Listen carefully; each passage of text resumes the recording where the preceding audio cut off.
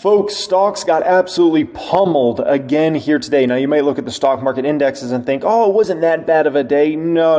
You got to go beneath the surface. It's very similar to, you ever seen an anthill before in your life, and you look at it, and it might just be a little bit of dirt there at the top, and you see the ants going in and out, and you're like, it's not that big. And then you got to understand there's a whole village under there that is absolutely massive. And when it comes to stock market, when you look at the stock market indexes today, it looks like it wasn't that bad of a day. You go beneath the surface, and it was absolutely horrible. I want to run you through what's going on here, why this is happening. There's certain stocks that are just getting brutalized right now. I mean, just taken out to 5-year lows, 7-year lows, 10-year lows, 15-year lows right now, and why that's happening. The stock market is prepping for what is coming in the next 6 to 9 months, okay? And so running you through everything going on here today, folks. I appreciate you joining me. A lot to go through, a lot of stocks to talk about. Let's just get straight into this, okay? So today was an extra bad day because if you look at like the NASDAQ or any of the indexes here today, they all closed on the lows. You know, some people were looking at the trading day today and like, oh, it's a nice bounce back day. Nope. It was looking like it was, and then that baby just dropped. It tried to come back a little bit and then just sank right to the lows of the day, and actually for the last several months. We look at the NASDAQ here. We're back to the same level we were basically at the end of May now at this point in time, okay? So that's what's going on there. Now, let's start going through all these stocks, and then we'll go through what exactly is going on here and why this is happening, okay? Tesla, my Tesla. This stock has gotten hit about 8.6% just in the past 5 trading days, down another 4% here today. Well, some news came out in regards to Tesla here today and is not seen as very favorable. Check this out. Tesla stock is falling. China is the reason. China.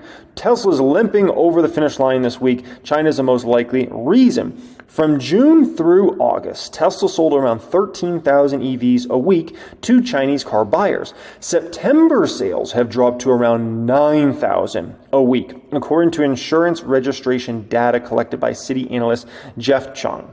Fewer retail deliveries in China will make it difficult for Tesla to hit consensus call among analysts tracked by FactSet. That number should, in the third quarter, come in at about 463,000 cars. Expectations have been coming down. The average Wall Street estimate was about 473,000 a few weeks ago.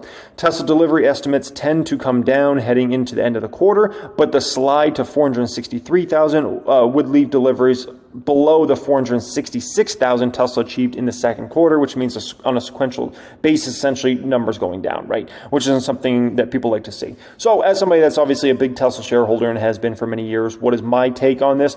My take on this is we all know the short term is not good for Tesla. I've stated that for probably almost 2 years now at this point in time, right?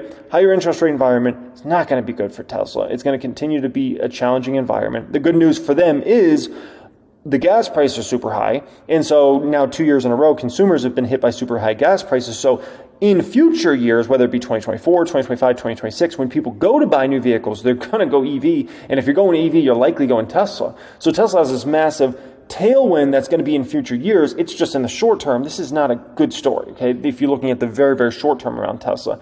In 2024, especially as we ramp into 2024, we're going to have Cybertruck obviously ramp in a massive way. That's going to be great.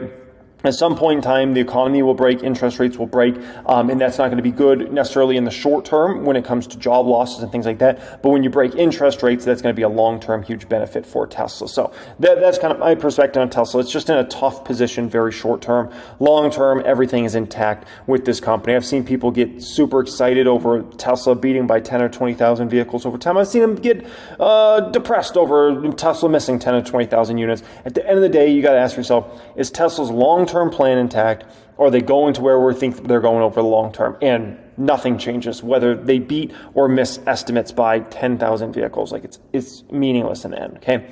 Target stock continues to just get wrecked day after day after day, down to $112. Remember, this stock was $109 in the March 2020 Rona crash, we know that was just an insane crash, right? That's how bad things are getting with Target stock price. Down 4% here today. The stock's down nearly 28% in just the past 6 months. Like, Target's not the type of stock that usually gets hit like this, folks, okay? It's an easy buy. It's an easy flip and flapjack and buy, I can tell you that. And I'll be buying as many Target shares I can get my hands on over this next 3 to 6 months here. Texas Roadhouse, one of the premier companies in the entire stock market, folks. If I think about the best companies in the entire stock market, I never think about market cap, because market cap, you could have some big, massive companies that aren't very well run. If I think about the most well-run companies in the entire stock market over the past 10 years, Texas Roadhouse comes to mind. Elf Beauty comes to mind, which is certainly a stock of mine. By the way, I do own some Texas Roadhouse. It's a small position for me, and I want to buy a lot more shares. Apple certainly comes to mind. I've been an Apple shareholder in the past. NVIDIA comes to mind. I have been an NVIDIA shareholder in the past. I wish I kept all my NVIDIA shares. Oh my gosh. Tesla comes to mind, which obviously I've been a major shareholder of Tesla for years. Those are the type of stocks that come to mind. Those are the best of the best. Monster Beverage. I was a huge Monster Beverage shareholder. One of the best companies, certainly of the past 20 years in the stock market. And Texas Roadhouse is right up there with those. But the stock price can't do anything right now. It's down 12% in the past 3 months. It was down again today, $95 a share. It's not showing any signs of bottoming. Will I be loading the boat on Texas Roadhouse shares over this next 3 to 6 months? The answer to that is abso-dang-lutely. That is about as quality gets. Walgreens Boots Alliance can't catch a break. 1.5% down again today, 33% down the past 3 months. Jeez, man, it's ridiculous. But Walgreens, because their stock price has gone down so much, now all these Wall Street analysts are having to come in and bring their price targets down. Deutsche Bank here today, Deutsche Bank. They adjusted their Walgreens Boots Alliance price target to $27 a share from $34 a share. So usually these are 12-month out price targets. So they believe Walgreens is going to be $27 basically in 12 months from now. And that's just happening across the board in regards to any stock that goes down big, and certainly a Walgreens fits that category right now, right? Foot Locker can't catch a break right now. Doesn't matter that you have, one of the most impressive CEOs leading that company, Mary Dillon. Like, it doesn't matter that she's leading that company. No one wants to own that sort of stock right now. It's down 33% in the past 3 months. They cut the dividend yield. It doesn't matter. PayPal can't catch a break, right? PayPal just set a new 5-year low today, a new 5-year low. The stock, it doesn't matter. It literally doesn't matter what the company reports. Doesn't matter who they announce. They could announce maybe Elon Musk. It might be a little bit of a different story. It doesn't matter who they announce other than maybe Elon Musk. To be CEO of PayPal, it's irrelevant right now. Nothing matters other than go down right now, right? Cheesecake Factory, the stock has been hit again here today, down 10% just in the past month. I never thought I'd see Cheesecake Factory dividend yield getting to 4%. That's where we're approaching now at this point in time, folks. Approaching a 4% dividend yield on cake. You got to be giving me a piece of cake. Come on, man. Look at RVLV, Revolve stock, right? I mean, the stock's now 50%. It's been cut in half in the past 6 months. And it just seems like every day, you wake up and it's like, these stocks got to be down. It's got to be down. And you look, this is what I talked about. When a stock tanks big, then afterward, you have all the analysts come in and then lower all the price targets, and it puts another huge weighting. This obviously happened back in August. Everybody brought down their price targets. But I'll tell you what, okay, in regards to RVLV, this is honestly the best situation you could ever imagine for RVLV, okay? So if you're at all bullish on RVLV, just understand the share price being $12 here today, it gets no better than this. And when I say it gets no better than this, I mean this is the absolute most perfect scenario you could have ever dreamt up in regards to RVLV. And here's why, okay? When it comes to RVLV, the market cap's dropped to about $900 million now at this point in time, okay? The company, we know, it has no debt on the balance sheet. The company just approved last month a $100 million share buyback, okay? So RVLV is going to get to buy shares at dirt cheap prices over the next, we can just call it several months here. And that is absolutely the most perfect scenario you could ever imagine. Last thing you want to do is do share buyback when, like, your stock, like RVLV used to be an $80 stock at one point, right? Do a share buyback then, probably not the smartest idea, right? You're not going to be able to buy much for $100 million. Now, at $12 a share, oh yeah, baby, we can buy a whole lot of shares, okay? Winning Resorts can't catch a break right now. This stock's down 13% in the past 3 months. Doesn't matter that Macau's all of a sudden coming back to life finally now that the Chinese government has really fully opened back up Macau. Doesn't matter that Vegas is just insane. Doesn't matter right now. Dollar Tree should be one of the safest stocks in the market. It was down again today, down another 1% today. And the stock's down 27.47% in the past 3 months. This is supposed to be the safest of safe companies. Dollar stores, man. You got to buy dollar stores. Dollar Tree, right? Where was Wall Street telling you to pile money in late last year? They certainly weren't telling you to buy Tesla or Meta or Shopify or Netflix or any of the stocks you should have been buying, okay? What they were telling you to buy is buy energy stocks. Look at how those have performed. Buy the dollar stores, buy Dollar Tree, right? And these just haven't been it. And they haven't even been close to it, okay? These stocks are getting absolutely trashed, and man, it's just wild to see a stock like Dollar Tree, what is supposed to be seen as stable, just get pummeled day after day. General Mills stock? No, you can't do this to me, General Mills. I'm not a shareholder, but I'm just like, come on, man. 20% the past 3 months down for General Mills? GIS? Oh my gosh. It's going down so much, I thought this was like a handicap symbol. That's what it looked like there for a moment. I'm like, 20%? What? What are we talking about? General Mills? Cereal? 20% down in the past 3 months? This is the sort of situation we got going on in the market right now. And you got to start to ask yourself, what's going on here, man? Something's going on. Something's being planned here for the next 6 to 9 months, I can tell you that. RH stock down 21% in the past month. The past month, folks. I'm glad. I think it's going down a lot more. I hope it goes under 100. Under 100 might be nice. I think it's going under 200, and I do hope that happens. I want Gary Friedman to learn a lesson after stupid buying back all those shares, spending $1 billion. Man, it must be tripping. That's all I got to say. What was he thinking? I want him to learn a lesson, and I'll buy the stock gladly, okay? Dutch Bros. I love Dutch Bros. I don't own the stock, but shoot, if this baby keeps going down, I'm probably going to end up owning the stock before it's all said and done. I love Dutch Bros, been a customer of theirs for years, always impressed by them. Huge believer in their business long term, but haven't been a huge believer in their let's just call it their income statement so far and their valuation. Well, the stocks just got hit 22% in the past month. If this baby goes under 20, now we're talking in regards to Bros. We go under 15, you got me, Bros. You got me at that point in time. But this is what we have going on, right? Bath and Body Works, soaps and candles, and this stock's down 8.5% in the past 5 trading days? What? It was down almost 3% again today. You can't find a buyer in sight for this stock. And it doesn't matter the PE ratio, doesn't matter your dividend yield, but this just goes to show you it's all these type of stocks. Like, it doesn't matter what your business is, doesn't matter what you sell. Like, Walgreens is going to be just fine in a recession. They're going to be just fine in a good economy. It doesn't matter. It literally doesn't matter. Like, people still need their Band-Aids and their pills and all that crap, okay? Bath and Body Works? Like, I worked at Walgreens in the great financial crisis. I literally worked at Walgreens during 2008, 2009. Guess what? We had plenty of customers. We were doing just fine, okay?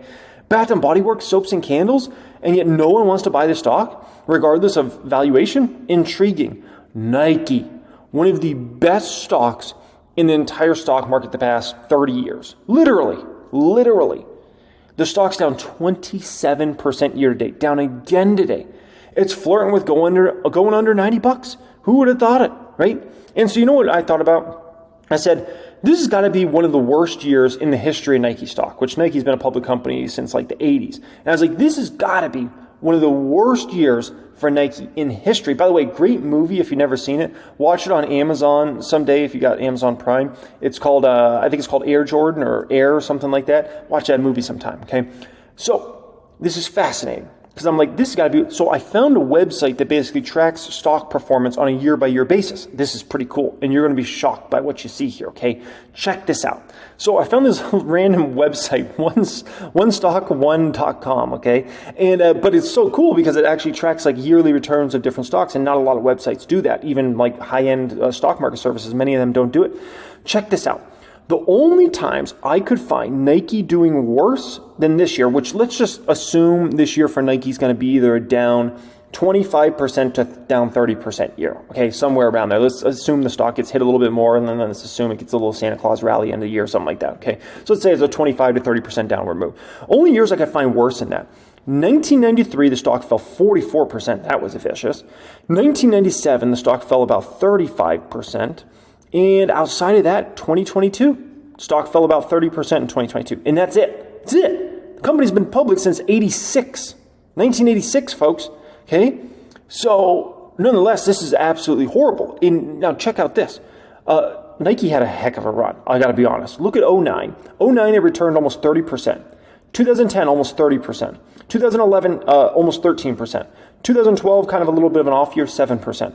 2013, 52% return on Nike stock. 2014, 22%. 2015, 30%. Then 2016, it had a nice pullback, 18.6%. 2017, 23%. 2018, 18%. 2019, 36%. 2020, 39% return. 2021, 17.8% return. And then obviously 2022 was a horrible year, and it's another horrible year for Nike stock. Okay, but damn, that was a run Nike went on there. Oh my gosh, that's historic. I mean, whew, that's one for the books, folks. If they were their own athlete, they would be in the Hall of Fame after that run. Damn, that's impressive. So Nike is getting pummeled now at this point in time. Okay. By the way, will I be buying Nike stock over this next several months? The answer to that is absolutely, I will be. Okay. Now you got to ask yourself, why are all these consumer-related stocks getting absolutely slaughtered right now? I mean, we just went through it. It's everything from, Texas Roadhouse to Foot Locker to Walgreens to Target to Nike to General Mills. It doesn't matter. You can get it. And they're all getting it right now. Why are all these consumer stocks being absolutely obliterated? Here's what's going on, and let me explain to you how this works and why the market is starting to price these stocks the way it is and why they're going to continue to be priced in a lower place here for a bit, okay? So, credit card losses are rising at the fastest pace since the great financial crisis. Goldman Sachs predicts credit card losses will continue to climb through the end of 2024 and into early 2025. What is unusual is that the losses are accelerating outside of an economic downturn. That is scary because you've got to ask yourself, this is with 3% unemployment. What if we go to 5%? What if we go to 7%? What if we go to 9% unemployment? What if we went to 11%? What does that mean for credit card losses if that were to happen, right? Now, here's how all this plays out, and here's why it matters so significantly, okay? It's way bigger than just, somebody didn't pay their credit card. No, it's way bigger than that, okay? And remember, we're talking about they're rising at the fastest pace since the great financial crisis. So, somebody doesn't pay their credit card. Johnny, okay? Johnny doesn't pay his credit card. He's got $5,000 in credit card debt, okay? So, boom, credit card company has to eat the loss on that. They're probably going to send debt collectors after them, and they're going to receive 1 million calls for the next 3 years from debt collectors trying to collect that $5,000, okay? Boom, that's a situation that happens, right? So, Johnny's credit card is obviously going to be shut off because he didn't pay his Discover card or his American Express or whatever, right? Guess what else is going to happen to Johnny? Johnny's credit score is going to drop. And it's not going to drop a little bit, it's going to drop a lot. If he just, doesn't pay his credit card and just, that is what it is, his credit score is going to drop significantly. So now, Johnny's going to have limited to no credit card access for quite some time, right? Because usually it takes years to roll that off. Years. If you burn your credit cards, which I know some folks over time in my life that have burned some damn credit card companies, let's just put it that way. I'm not going to mention any names, but man, they burn some credit card companies, okay? When you burn credit card companies, that stays on your credit score for years to go in the future. And then eventually it finally drops off. So then you're in a situation where good luck going to get a car loan. If you even dream to get a car loan, you better be ready to pay such a ridiculous interest rate. It's not even funny. And you're probably not going to be able to pay the payment plus that crazy interest rate they're going to throw at you because they're probably, I've gotten car loans. I've been in that office with folks that didn't have very good credit. Let's just put it that way. And you know what those companies ended up charging them? 20% plus for an auto loan. 20% plus. Most folks can't afford that. That's what happens if you burn credit card companies. And you're stuck into a situation where all of a sudden you're like, oh man, can I get a credit card? No, you're not going to be able to get credit card. So you have limited to no credit card access after that. Plus limited to no loan access period after that. Then what ends up happening? Well, guess what? Spending is going to drop. Because now that guy can't go buy a new car. Now he can't spend on a credit card. He can't go to Texas Roadhouse and go spend $80 on dinner for him and his friends or his family members or whatever, right? He can't go to Foot Locker and buy a new pair of Nikes because now he's got no dang credit card. So he can't spend on debt anymore, right? So spending drops. And you go ahead and times that out by potentially millions of people, right? If you do have some sort of recession, and what that ends up equaling out to is a recession. And it depends on how many people are really affected is how big the recession is. For the great financial crisis, it was a lot of people. And so it very negatively affected a lot of people and it negatively affected the economy in a massive way that took years to come out of. So best case scenario is it's limited And so let's call it's not as bad as like a GFC type situation, right? Now, this is where this crazy phenomenon comes in, right? Which is where we essentially witnessed actually like total debt going down after the great financial crisis, which usually how this works is debt's going to increase almost every single year, literally. Housing debt, non-housing debt, meaning credit card debt, auto loan debt, almost everything should increase almost every single year. That's the way it is. Assets should increase, liabilities should increase. That's just the way it should be almost every single year.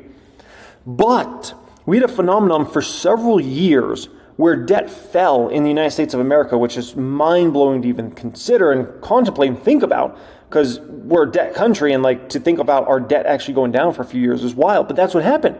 But why did it happen? Well, guess what? All these people burned a lot of credit card companies, either purposely or because they had to, because they lost jobs and then they fell out of work and whatever. And guess what? Their credit scores tanked in a massive way. And then even if they wanted to get credit cards, they couldn't. Even if they wanted to go get an auto loan, they couldn't. Even if they wanted to buy a house, they couldn't, because their credit was crap. And so that's why we saw a $1 to $2 trillion debt or drop in total debt balance during the great financial crisis and coming out of that over the coming years. And then finally, it bottomed around actually like 2013. So it went down for like 4 or 5 years straight, folks. And then guess what? Everybody's credit score started to get fixed again. And people started taking out credit card debt again, auto loans, and boom, boom, boom. And we had a great economy for a long time, right? We really did. Where we had fairly low on inflation, and then we had a very, very good economy. That's what happens. So if you're talking about a situation here, folks, where a bunch of people start burning credit cards, they're going to ruin their credit, and it's going to last years. And it will be a damper to consumer spending for years. Not for like the next few weeks, not for the next few months, not for the next year, for years with an S at the end of it, okay? That's big, big. So my take on all that is it's not a good situation. And in terms of me, I think you guys know where I stand with the economy. My personal belief is, and remember, I always stay invested in the market. I'm always taking advantage of deals. My personal belief is that Fed lags will catch up to us in 2024. It's a potential it doesn't catch up to 2025, but I would say it's like 98% guaranteed that either 2024 or 2025 Fed lags are hitting, and they're going to hit probably pretty hard. I don't know if it's going to be like great financial crisis type hit. It might not be nearly that severe, especially with the government spending that's likely going to be coming over those years, but it's going to get hit at least a little bit. And so what the market's doing is the market's basically telling us, you got to ask yourself, what is the market telling us? The market's telling us that 6 to 9 months from now, we're going to be in recession. The Foot Locker is not going to be putting up good numbers 6 to 9 months from now. Texas Roadhouse is going to be reporting down comp store sales 6 to 9 months from now. Cheesecake Factory is going to be reporting down comp store sales 6 to 9 months from now. And that's the game plan. Now you may say, well, let's say that happens. Why buy these stocks now? Why, be buying Texas Roadhouse over the next 3 to 6 months if, let's say, 9 months from now, the business is bad? Those stocks will bottom way before their businesses bottom. There's something you've got to understand. Stocks bottom way before their business bottoms. And when I say way before, I'm talking it can be anywhere between 3 months and 9 months before their business performance starts to get in a little better place. The stocks have already bottomed by that point in time. So these stocks falling right now is pricing in what's likely coming 6 to 9 months from now. By the time you get to that time period where it's like, wow, these numbers are bad from these companies. What's going on here? By that time, you could actually already have those stocks going up, which screws with investors' minds so bad because they're like, what the hell? This company just reported trash numbers and the stock's flying high. I don't get it. It doesn't make any sense. It was already priced into the stock before you ever got to that place. Keep that in mind, folks, okay? So this is something that we have going on. It's very interesting, okay? Let's just call it that, and we'll see if the market's right. The market's probably going to be right. I'm not going to lie to you guys. It's probably going to be right. Now, I'm also watching this. You guys see this stuff? Now they're talking about more than 75,000 Kaiser Performante workers are threatened to strike if labor agreement's not reached. This is like the biggest, I guess you can say, like non-profit hospital healthcare type organization. This is a crazy situation. Then you got Biden. He's supposed to go to Michigan to support the United Auto Workers strikes. And you know what I think about? I see these images and, oh man, what I'm really scared about is kind of my job to just look to the future and try to look at the crystal ball. I'm just so worried that a year from now, 2 years from now, these same folks are going to be wishing they had a job. Like that's what I'm thinking about. And that's what I'm seriously concerned with, is a year or two from now, it's going to be like, the same people are like going to be, I don't know, striking to like get a job or something like that. Like, can we just get a job somewhere? That's what I'm seriously concerned with, folks. And it happens quick. 1 minute the workers are asking for more and more money. Next minute you're asking, can I get a job? And it happens quick, man. So that's something I'm very concerned with overall. And we'll see how obviously all that plays out. And, it's just such a different mentality that I think a lot of folks have. And it really comes down to, your mindset when you got started in the financial system, things like that. So I got thrown in the financial system during the great financial crisis, right? I graduated high school 2008, and I entered the financial system. I tried to get a job, and I felt lucky to get my brother hooked me up with a job at Einstein Bagels, cleaning dishes in the back for $7.50 and taking some orders at Einstein's, right? And I felt lucky to get that job. And at the end of the day, I came up in such a rough situation where you were lucky to get a minimum wage paying job, and you felt fortunate for that I always had the view of like, get money and no one's going to stop me. Like, I'm going to do what I'm going to do, and I'm going to, make my money, and I'm going to, prosper, and I'm going to take care of myself because no one's going to take care of me. That's what I damn know. No one's going to take care of me. I got to take care of myself, and I got to take care of those around me. And so it was just a very different mentality I came into the workforce with, because it was straight trash. It was straight trash. I tell stories to you guys about, there was, people with college degrees that were assistant managers at Walgreens making $35,000 a year that had MBAs. They went to college for 4, 6 years, 8 years, went in debt massively, and were working at just, have an assistant manager job. Like that's the situation we had at that time, right? And I watch these kids, straight out of high school be able to make $17 an hour at a fast food place. They don't even know how lucky they got it. They had no clue. And so my mentality is just always different. It's like, if the workplace isn't paying me enough, I'm going somewhere else. I'm going to go get another job that's going to pay a lot more. Who's going to take care of me better? Or I'll start a business, or I'll do whatever I got to do. That was just always my view. I just came up with a very different view place of like taking my own life into my own hands, making my own moves out there, and not all this like, you never see me freaking holding a sign saying, pay me more, please, YouTube, or whatever. Like, give me a break. I go somewhere else. Man. I don't care. Like, it's a dog-eat-dog world out there, man. And when you come into the financial system and it's in complete shambles, you have the mentality it's a dog-eat-dog world. And big dog's going to eat, and the little dog's going to go hungry. That's all I can say about that. And that led me to the stock market, because I viewed it as like, I'm going to work wherever I got to work. I left Einstein Bagels, got the job at Walgreens. I left Walgreens, got the job at Quick Trip, and just kept upgrading. I left the Arizona division to go to Charlotte so I could, move up the ranks even quicker and help the company expand even faster. And when it comes to me in the stock market, like, it's the same exact mentality. I don't want to freaking get the index fund return. I don't want that crap. That ain't going to take care of me for life. Are you kidding me? You think you get the big house with the index fund? Come on, man. Who's fooling who? You think you get the big house with the index fund? No, you don't. Give me a break, man. It's a joke. The only way you're going to prosper in this world is you take your own money into your own hands, your own life in your own hands, and you care about it like that. Otherwise, you're just going to be stuck out there sweating to still not make much. That's just the way it is, man. You got to take your own life into your own hands. That comes with your job, what you're doing for work, what you're doing for income, your expenses, and how you're investing that money. It's all the same mentality, man. And, it is what it is. That's all I can say about that, folks. If you're somebody that wants to take your own life into your own hands, make your own moves out there, and learn that type of stuff, check out the pinned comment down there. Apply to join my private group. Take your game up to the next level, and don't be victim to all this crap, man. Because all this is victimhood. And it's sad, man. It's sad. But it is what it is. And, you don't want to be a victim in this life. It's only one life. And if you're the victim, it ain't going to be fun, folks. It ain't going to be fun. Much love, and have a great day.